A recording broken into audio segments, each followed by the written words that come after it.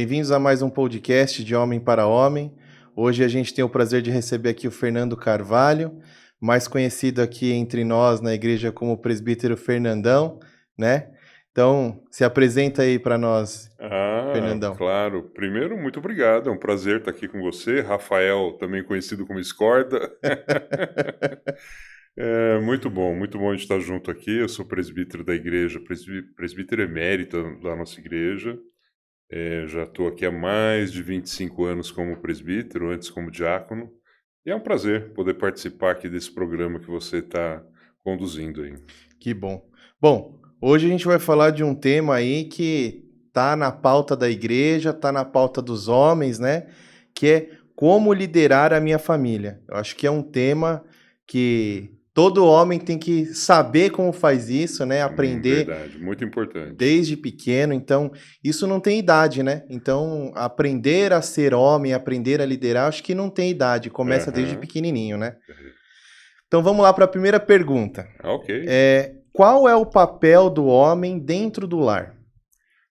Olha, Escorda, o homem tem um papel muito claro definido por Deus dentro do casamento ou dentro do lar, né? E para quem quiser depois ler com calma e relembrar, talvez uma passagem bíblica das mais claras sobre esse assunto é Efésios 6, né? Nos versículos 22 a 33, Paulo fala lá sobre o papel do marido, o papel da esposa.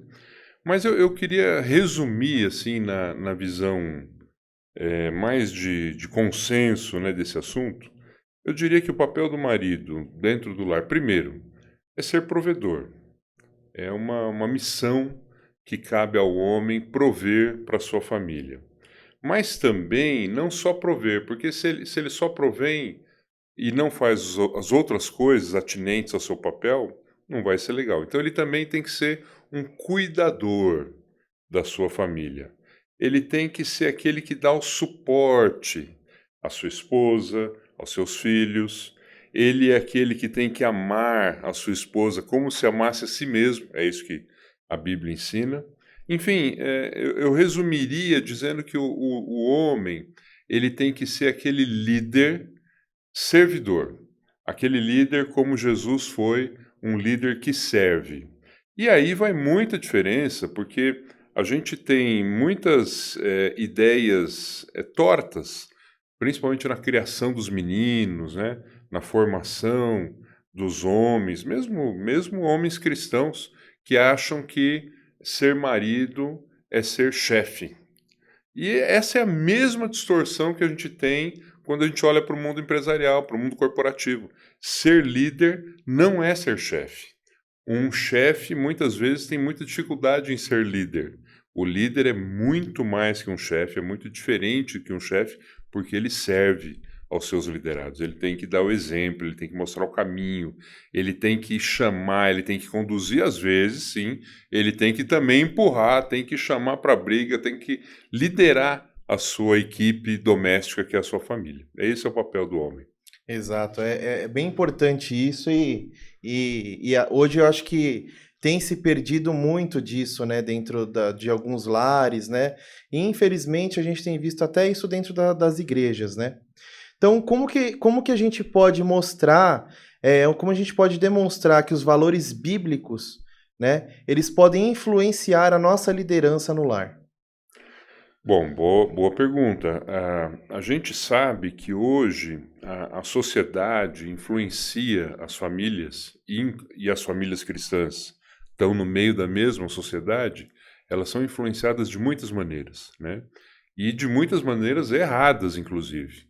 E às vezes nós cristãos deixamos de exercer o nosso papel de sal e luz do mundo e somos sim nós influenciados por esse mundão em que a gente vive. Então, Exato. acho que a melhor maneira da gente pensar sobre a influência dos valores bíblicos na nossa liderança é considerar o manual do fabricante, considerar a Bíblia, né?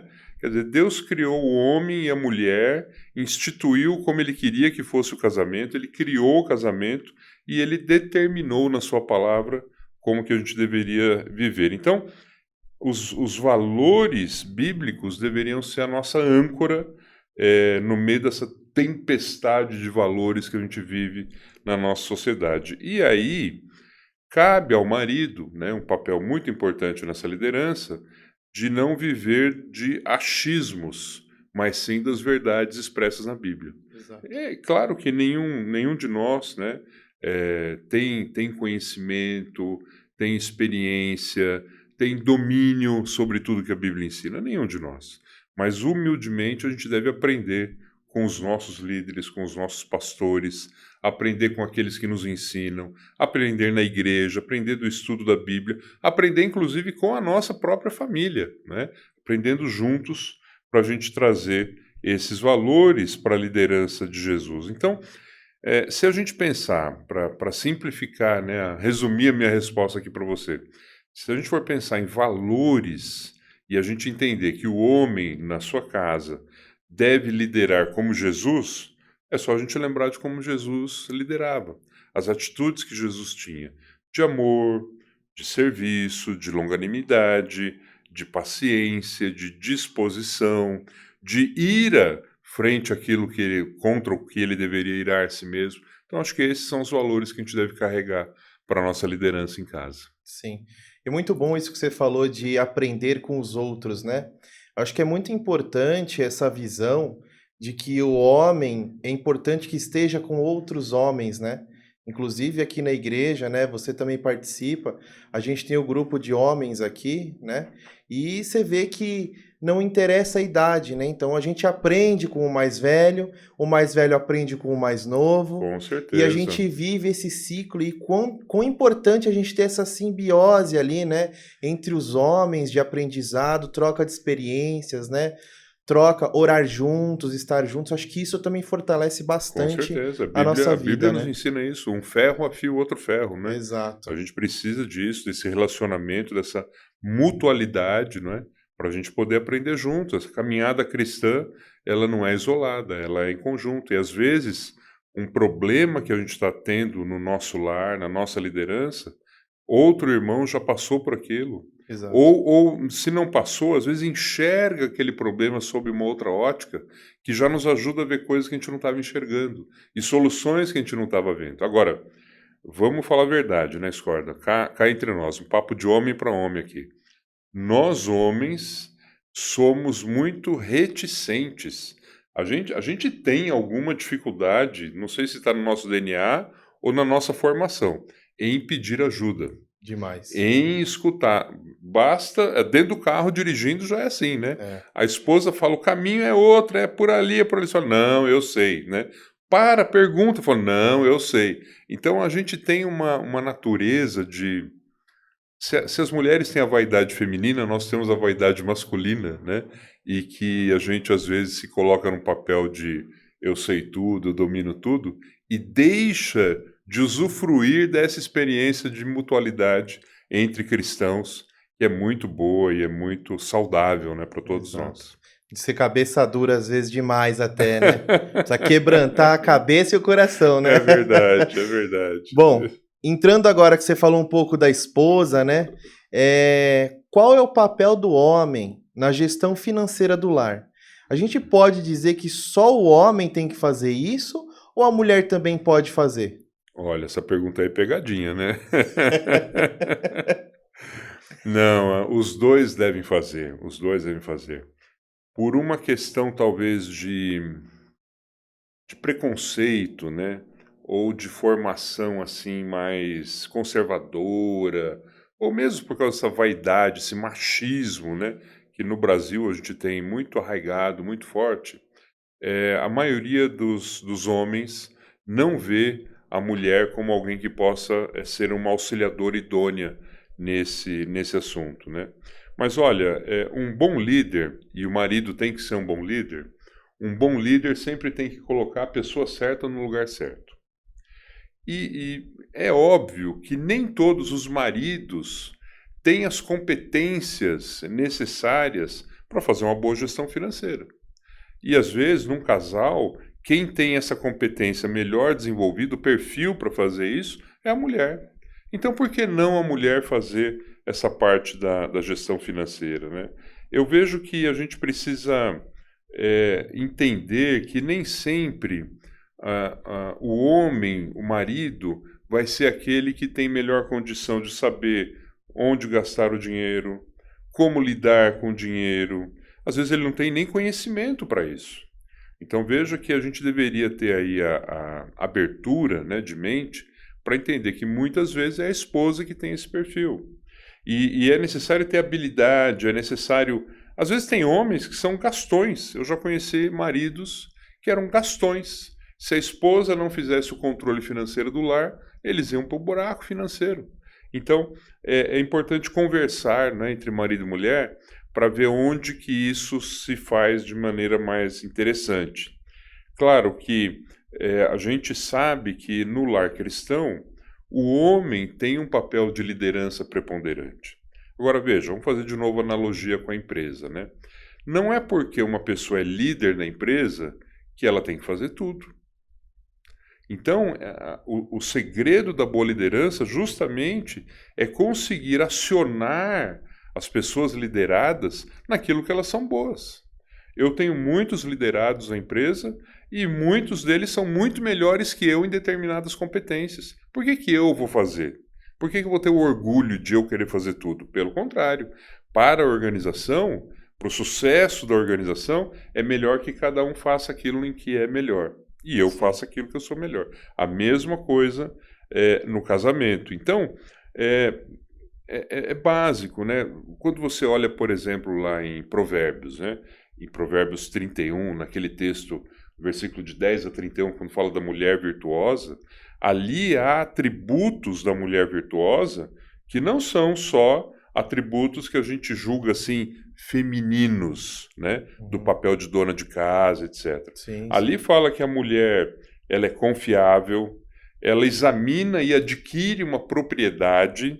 Veja, se tem coisa mais importante no mundo financeiro do que você adquirir um imóvel, adquirir, examinar uma propriedade, né? Ela traz rendas do seu trabalho. Então, eu vejo dessa maneira. A cada casa, a cada lar, verificar em que cada um é melhor e fazer isso dessa maneira. Por exemplo, em casa, a Rô gosta muito de carro. Eu nem ligo para carro, mas ela gosta, ela curte, ela gosta de levar o carro para fazer a revisão. Eu não estou nem lembrando que é a hora da revisão do carro. E ela fala, Fernando, você tem que me dar seu carro aqui, que está na hora de fazer a revisão do seu carro. Ela leva na concessionária, traz de volta. Nossa, é um favor enorme que ela faz e me ajuda muito nisso. Na parte financeira, eu tenho um perfil, até por formação, eu tenho um perfil mais adequado para fazer a gestão financeira. Então ela confia a mim a gestão financeira do nosso rendimento em casa. Sim. Então eu vejo dessa maneira, sabe? Acho que já foi o tempo que a gente dizia só o marido tem o talão de cheque para assinar, só o marido tem o cartão de crédito, só o marido tem conta bancária. Isso não funciona mais na sociedade que a gente vive e mesmo na orientação bíblica que a gente tem do equilíbrio no casal. Sim. E um ponto muito importante, né, que o cristão sempre esquece, né, ou não dá importância a isso, é o dízimo, né, Fernando? Claro. Eu acho que a gente tem aí visto, né, não aqui, mas em vários lugares, que o pessoal, os membros não sabem o que é dízimo, né? Não sabem, às vezes, a importância disso, os riscos de não dar o dízimo, né? Então, o controle financeiro dentro do lar e o homem, mesmo que ele não faça esse papel, ele tem que saber o que está acontecendo, ele tem que colocar a mão nisso e ele tem que ser a pessoa responsável também por liderar essa parte. Com né? certeza. O dízimo é mandamento de Deus, né? É bíblico e é uma devolução daquilo que Deus nos dá. A gente devolve a Deus uma parte de tudo aquilo que Ele nos dá. Exato. E aí, às vezes, é a mulher, você veja que interessante, né? E, às vezes, é a mulher que é a consciência do casal para lembrar o marido da importância do dízimo. Muitos maridos são mesquinhos, são apegados ao dinheiro, e a mulher mais fiel a Deus no casamento, ela lembra e insiste com o marido para fazer isso. Eu me lembro da história da minha sogra, por exemplo, que ela recebia lá uma mesada do marido, que ela não trabalhava fora, e ela retinha dessa mesada dinheiro para dar para os filhos e dinheiro para dar ao dízimo. E com isso ela deu exemplo para os 6 filhos que eles criaram. Todos eles sabem muito bem a importância de dar o dízimo, da fidelidade a Deus, não por interesse, mas a gente sabe que quando a gente é fiel a Deus, Deus nos promete na sua palavra que Ele nos cobre de toda sorte de bênçãos e nos sustenta naquilo que nós precisamos. Exato. A confiança, né? Então, se você fala assim, eu tenho uma conta para pagar, mas se eu der o dízimo eu não consigo pagar, aí você já tem um outro problema, né? Que você não está administrando suas contas direito, né? Cadê a mordomia, né? Mas mesmo. Aí eu acho que isso é um outro assunto para um outro podcast. Mas veja, você tocou num ponto, Escorda, que eu acho super legal e super interessante, né? O homem, ele é o líder espiritual da sua casa. Sim. Se a gestão financeira pode ficar com qualquer um dos dois, a gestão espiritual, se a gente pudesse chamar assim, né, a liderança espiritual, cabe ao homem, cabe ao marido, por determinação de Deus. Exato. Então, ele deveria lembrar a sua esposa, os seus filhos, ensinar os seus filhos a entregar o dízimo. Então, se algum dos nossos irmãos que vão nos ouvir aqui nesse podcast não está exercendo essa liderança espiritual, é sempre tempo de retomá-la, recobrá-la, conversar com a sua família, pedir dicas para os nossos pastores, para os presbíteros e seguir nessa linha de exercer o sacerdócio no seu lar. É responsabilidade do marido fazer isso. Exato. Bom, a gente está caminhando para o fim, então eu queria que você deixasse 2 dicas, né? Eu queria que você deixasse uma dica de liderança, né, no lar para os homens que já são casados e uma dica para os homens que ainda não são casados e vão casar ou não, né? Porque nem todos vão casar. Perfeito, perfeito. Vamos lá. Difícil, hein? Uma dica, né? Uma só, né? Teria tanta coisa para a gente falar, mas vamos tentar selecionar. Pode dar umas 2, 3 dicas, não tem tá problema. Ótimo, então. Então, para os homens casados, né? Dica número 1. Ame a sua esposa. Lembrando que o amor não é aquela paixão que você sentia na época do namoro e do casamento. O amor é uma ação voluntária, é uma atitude, né? Não é um sentimento. O amor é uma disposição para cuidar, para servir, para suportar. Segunda dica, respeite a sua esposa e divida com ela as suas preocupações, as suas angústias, os seus sonhos. Vocês estão nessa empreitada do casamento juntos. Você não é mais que ela e ela não é mais que você. Você é líder. E lembre-se, Jesus foi o maior líder que o mundo já conheceu. Exato. E ele era um líder que servia.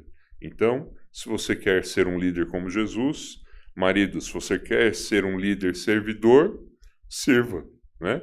Aliás, é aquele ditado famoso, né? Quem não vive para servir, não serve para viver. Então, é bom começar a liderar servindo.